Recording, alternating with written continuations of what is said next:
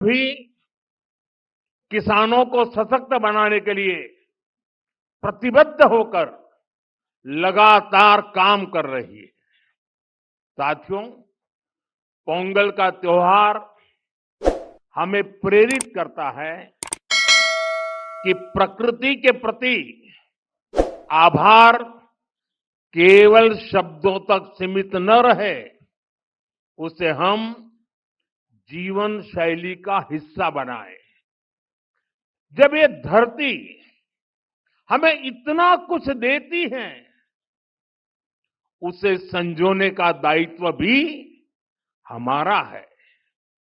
अगली पीढ़ी के लिए मिट्टी को स्वस्थ रखना, पानी को बचाना और संसाधनों का संतुलित उपयोग करना सबसे जरूरी है। मिशन लाइफ, एक पेड़ मां के नाम, अमृत सरोवर जैसे हमारा अभियान इसी भावना को आगे बढ़ाते हैं। हम खेती को अधिक सस्टेनेबल और पर्यावरण के अनुकूल बनाने के लिए निरंतर काम कर रहे हैं। आने वाले समय में सस्टेनेबल खेती के तरीके,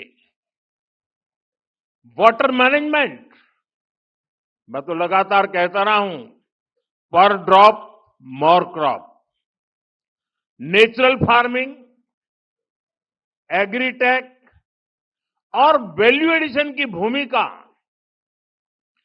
बेहद महत्वपूर्ण है। इन सभी क्षेत्रों में हमारे युवा नई सोच के साथ आगे बढ़ रहे हैं। कुछ ही महीने पहले मैं तमिलनाडु में नेचुरल फार्मिंग से जुड़े एक सम्मेलन में शामिल हुआ था, जहां मैंने देखा कि हमारे तमिल युवा कितना बेहतरीन काम कर रहे हैं। यानी प्रोफेशनल लाइफ की बड़ी बड़ी चीजें छोड़ करके वो खेत में काम कर रहे हुए मुझे मिले।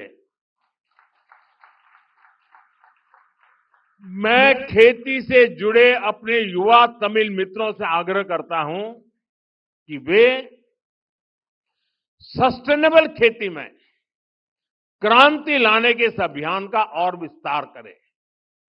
हमारा लक्ष्य ये होना चाहिए कि हमारी थाली भी भरी रहे, हमारी जेब भी भरी रहे और हमारी धरती भी सुरक्षित रहे।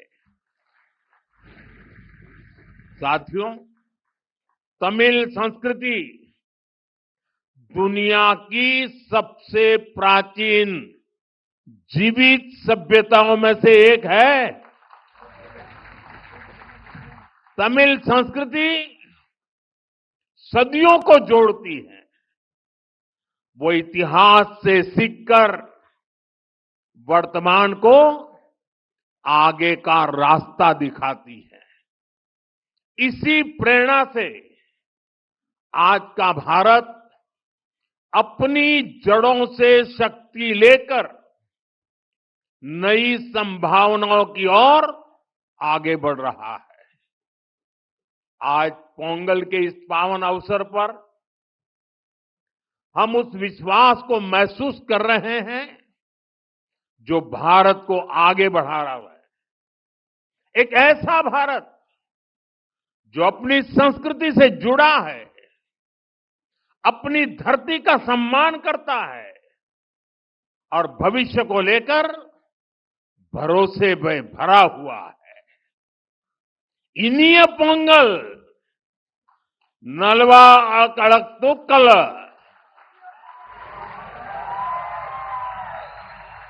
वाळगा तमिल, वळगा भारतम।